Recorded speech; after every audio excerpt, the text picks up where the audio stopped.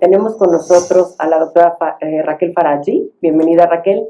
Muchas gracias por la invitación, gracias por estar aquí, un gusto. Al contrario, un gusto tenerte, tener siempre gente tan profesional. Raquel ha dedicado toda su vida a la diabetes tipo 1, pero ¿cuál es la diferencia entre la diabetes 1 y la tipo 1 y tipo 2, Raquel? Bueno, primero la diabetes es una enfermedad crónica que normalmente no se quita y que se caracteriza por tener los niveles de glucosa o azúcar elevados en sangre. Y hay dos causas principales, la diabetes tipo 1, donde hay una destrucción específica de las células que producen insulina en el páncreas, que se conocen como células beta, y esa es una destrucción que se llama autoinmune, donde el propio cuerpo decide destruir a esas células en específico. Entonces el paciente con diabetes tipo 1 no tiene insulina y necesita inyectarse la insulina para poder metabolizar la glucosa y los diferentes nutrientes. En diabetes tipo 2 ocurre que las personas que viven con esta condición suelen tener una carga genética muy importante, suelen tener sobrepeso u obesidad, y es este sobrepeso u obesidad que hace que se produzcan sustancias que impiden que la insulina funcione bien. Entonces da lo que se llama resistencia a la insulina. Entonces el páncreas, para defenderse, lo que hace es que produce más insulina, y llega un momento en que se cansa de tanto producir insulina que empieza a subir la glucosa, y hay primero lo que se llama prediabetes y posteriormente ya da diabetes. Y, por ejemplo, cuando tú hablas de un proceso autoinmune en la tipo 1, ¿puedes entonces adquirirlo en la vida? No necesariamente naces con ella. O sea, No. ¿puede despertar el sistema inmunológico a los 20 años y aparecer? Bueno, nunca ningún niño nace con diabetes tipo 1. De hecho, si alguien tiene diabetes tipo 1 antes de los 6 meses, se considera que es diabetes neonatal y se tienen que buscar causas genéticas. Las personas que viven con diabetes tipo 1 tienen una predisposición genética para desarrollar la enfermedad.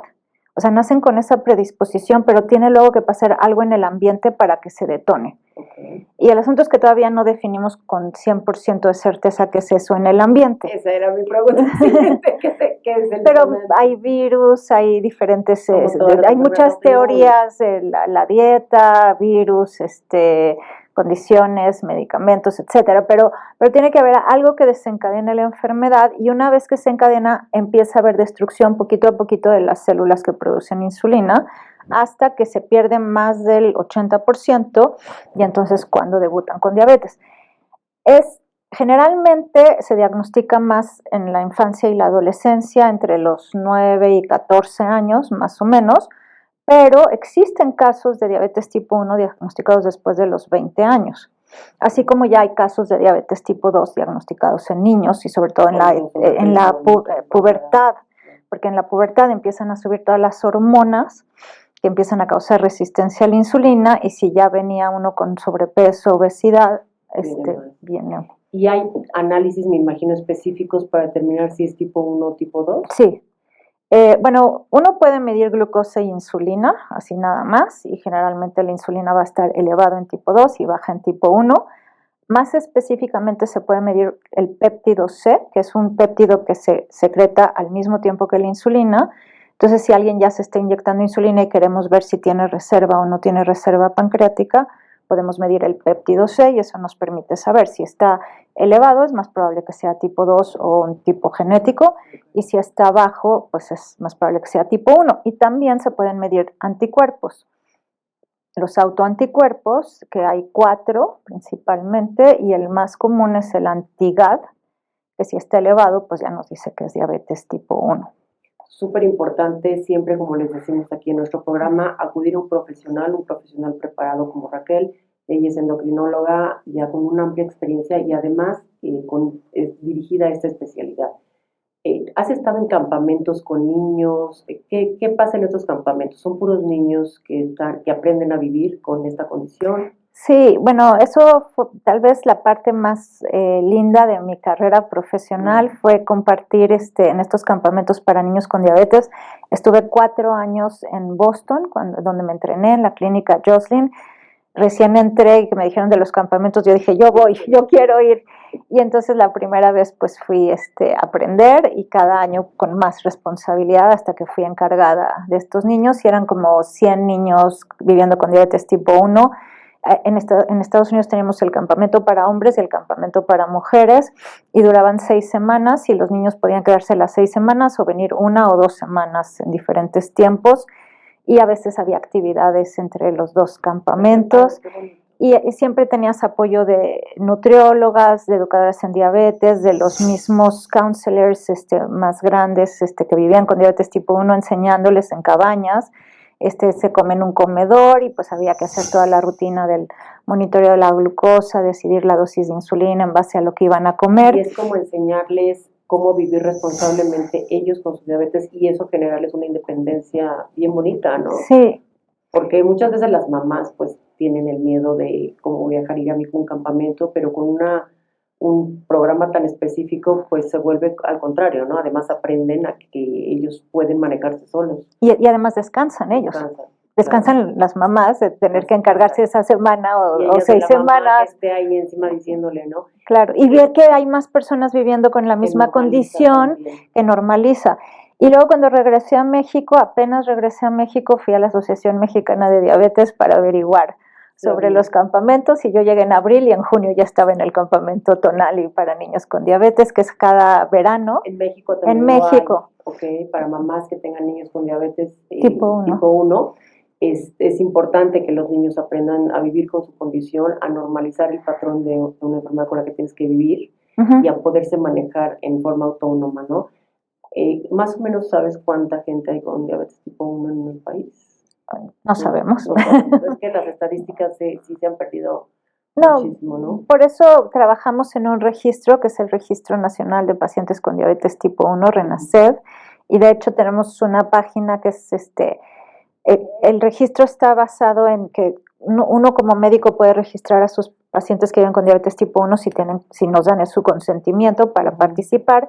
Pero además acabamos de crear en noviembre el RENASED personal, donde la propia persona puede autorregistrarse y no solo es para que se registre, sino para que lleve un control de su enfermedad, porque puede poner, por ejemplo, el valor de la hemoglobina glicosilada, que es cómo ha estado el control en los últimos 3 meses. Que sí sirve para investigación, pero también para sirve para ellos, ¿no? Sí, no, desafortunadamente no está en una aplicación, se tiene que hacer en la computadora en línea, pero les sirve para monitorear cuándo fue la última vez que fueron al endocrinólogo, al médico, al oftalmólogo, cuando checaron los pies, cuando checaron cómo estaba su riñón, si usan monitoreo de glucosa, cómo está su tiempo en rango, una serie de cosas que les sirve a ellos y que pueden imprimir un resumen y llevárselo a su médico de así estoy, ¿no? Entonces tenemos que es el RENASED personal, que les vamos a pasar la información para que también se puedan inscribir. Si alguien quiere registrarse, se podría registrar. Y un poco queremos, uno, para que les ayude a ellos, para llevar el control de su enfermedad, que es muy importante, y por el otro lado, para poder saber cuántos somos, porque las estadísticas, desafortunadamente, no son muy exactas, ¿no? Uh-huh. Si alguien te quisiera, por ejemplo, contactar, que no vive en el país, en línea, tienes telemedicina, ¿se puede manejar un paciente a distancia con esta situación de salud? Bueno, la pandemia nos vino a cambiar absolutamente todo y realmente antes de la pandemia nosotros ya veíamos un poco de pacientes vía telemedicina que vivían en otras partes del país. Con la pandemia, pues eso se aceleró muchísimo y de hecho los primeros 6 meses de pandemia todas las consultas eran por telemedicina y logramos hacer muchos avances. Personas que no lograban control vía telemedicina logramos ese control y eso porque ya existe mucha tecnología que permite que con los registros de glucosa, que por ejemplo si una persona tiene un sensor de glucosas que se escanea en automático, yo lo puedo estar, bueno, obviamente que no lo estoy viendo, pero se puede. Entonces en una consulta pues ya tienes la información y la puedes analizar vía Zoom y decirle aquí qué pasó, no sé qué, y hacer los ajustes pertinentes. Hubo personas que estaban con terapia con inyecciones y empezamos a usar una microinfusora de insulina y lo hicimos durante la pandemia y que lograron un control que no habían logrado nunca, ¿no? Entonces, de otros países se puede, pero siempre y cuando la persona va a tener que tener un médico en donde sea que vive uno, para emergencias y dos, para acceder a sus medicamentos, porque uno no puede recetar, de laboratorio, etcétera. ¿no? Sí, pero ayudar a lo que es el mejor manejo de la glucosa sí se puede hacer. Y hemos tenido pacientes que van a España o que van a Londres, que van a donde sea, y les seguimos monitoreando y ayudando. Y ahora que hablabas del aparatito, el que se pone, ¿cómo funciona? ¿Es exacto? ¿Es preciso? ¿Te da confianza? Es bastante preciso. Las primeras 24 horas suele mentir un poco porque en lo que se hidrata y el sensor realmente, o sea, se pone un sensor que es un filamento que mide la glucosa, pero está en el tejido intersticial. Entonces, las primeras horas no está en contacto, no calibra tanto. No, en realidad vienen calibrados de fábrica, el que es el intermitente viene calibrado de fábrica, pero las primeras 24 horas puede dar un poco más bajo o más alto de lo que da la lectura. 24 horas de cada aplicación. Sí, dura 14 días. ¿No?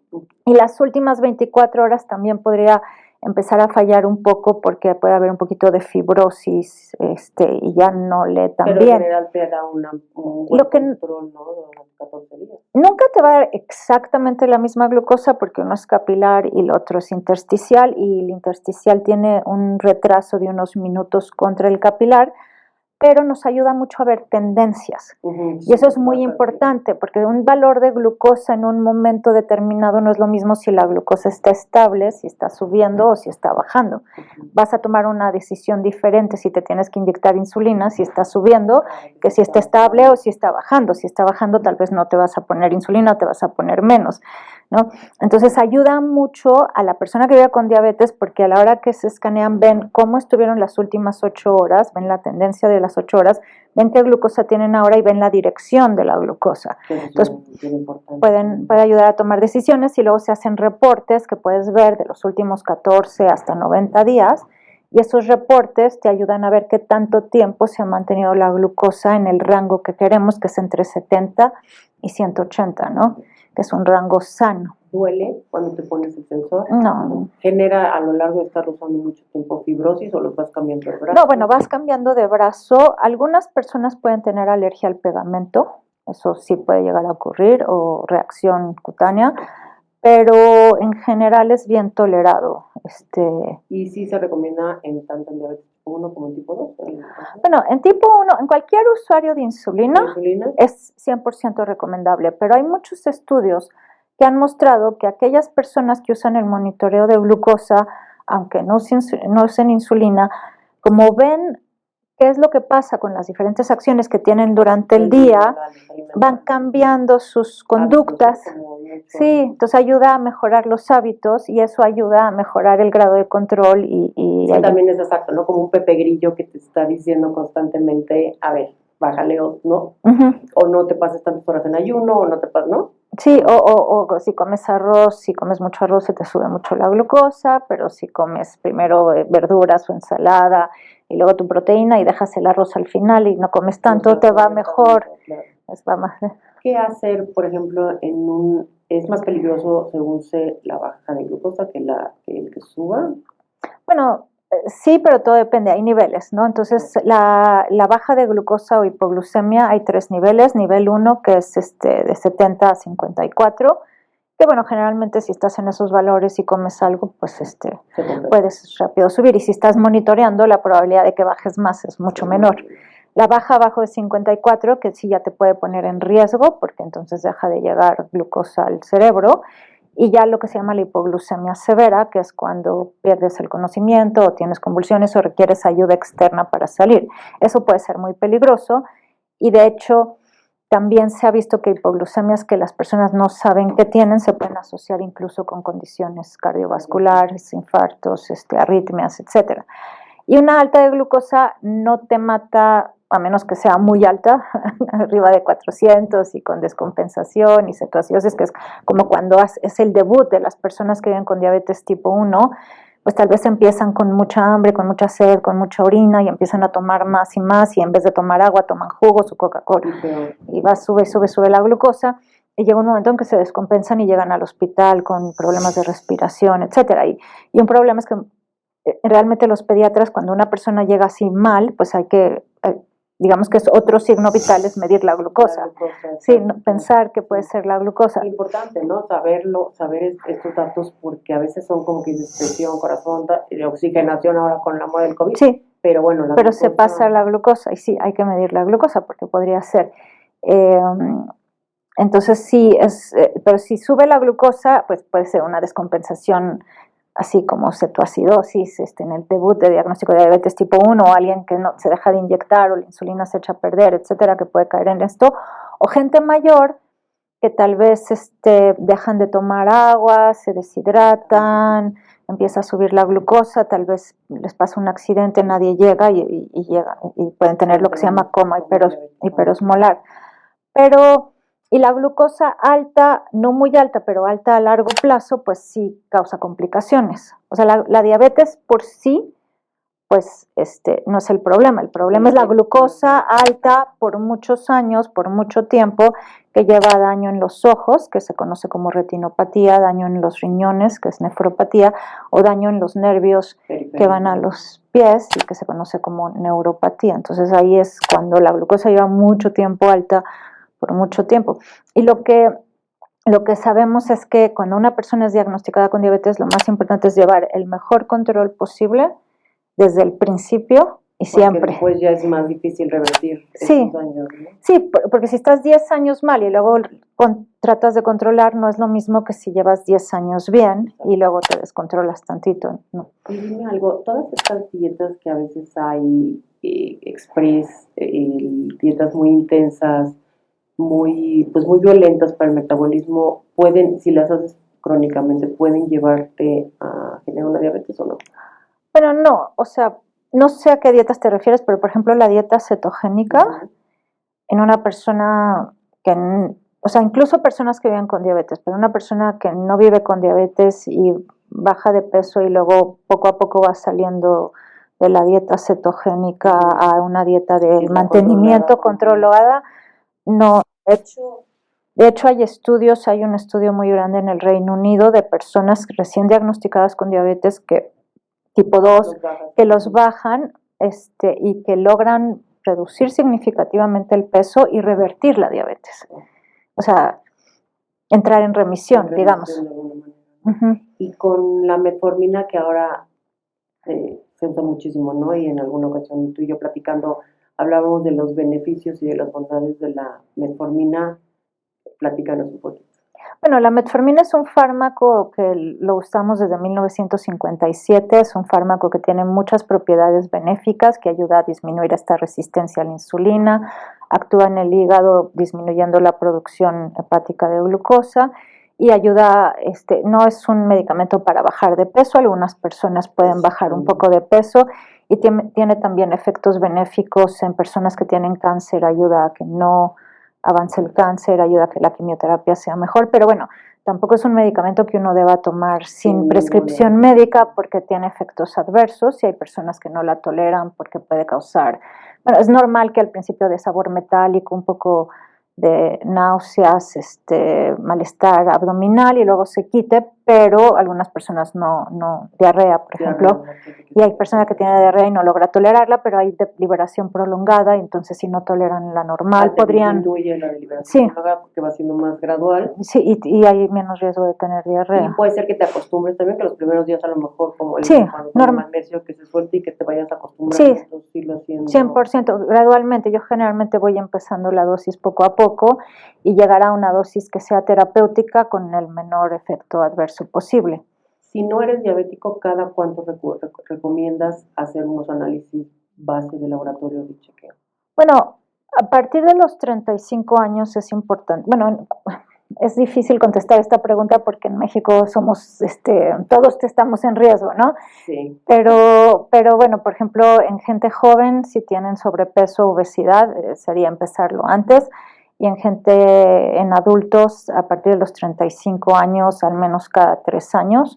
Y mientras mayor el riesgo, pues más cercano, ¿no? más frecuente. Si ya hay una diabetes, pues obviamente el seguimiento que sus médicos les indiquen, ¿no? Uh-huh. Además, bueno, Raquel, como es inquietísima, también les quería yo platicar que es vicepresidenta de la Asociación Mexicana de Nutrición y Endocrinología.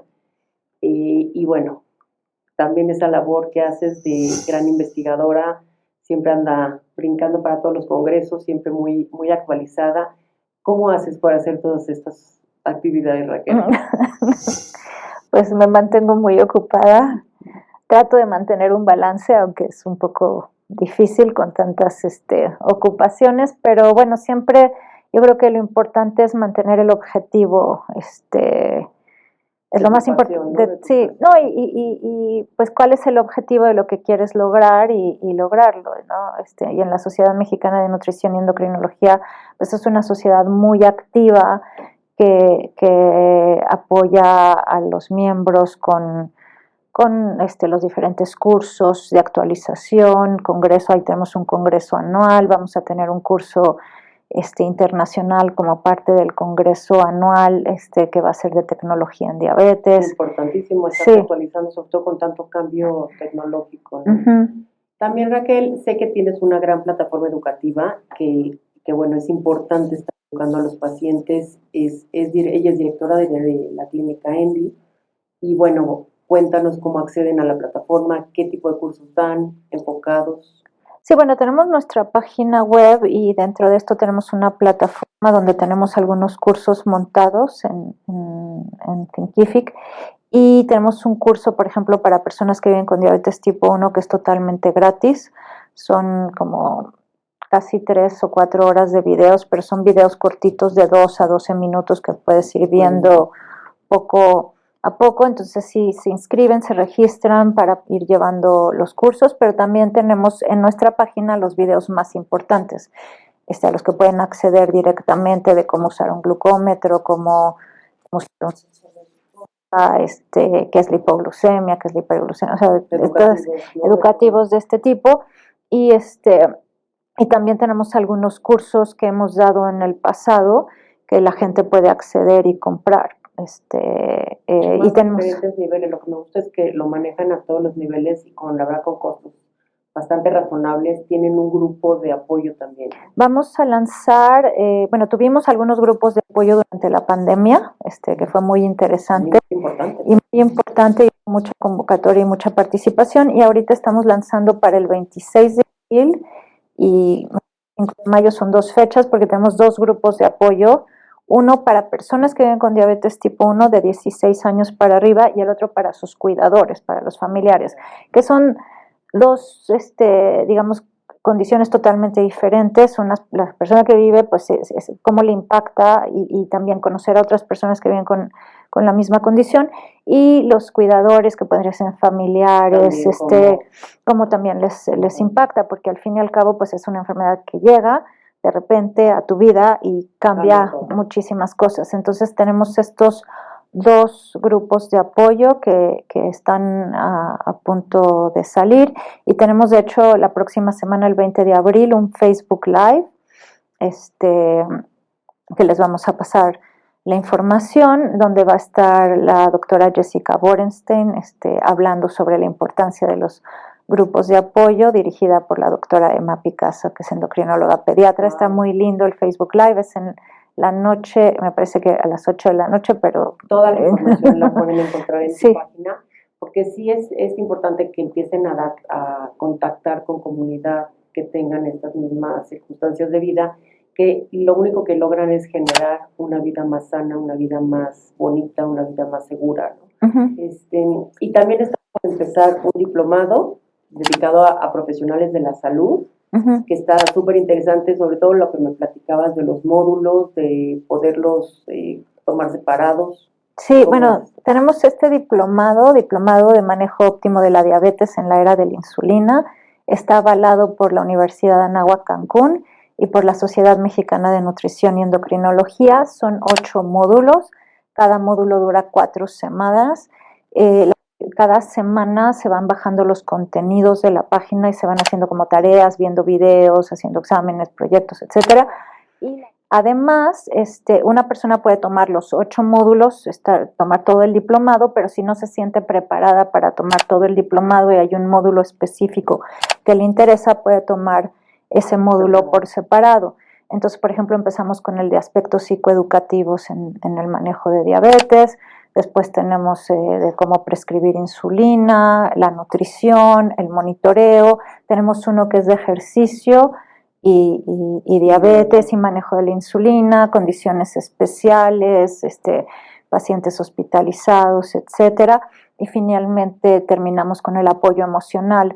Consideramos que es muy necesario que los profesionales, aunque uno no quiera, se va a ver enfrentado a tratar a personas que viven con diabetes y una gran mayoría de ellos van a necesitar uso de insulina. Y el uso óptimo de la insulina es algo que hemos visto que no es manejado.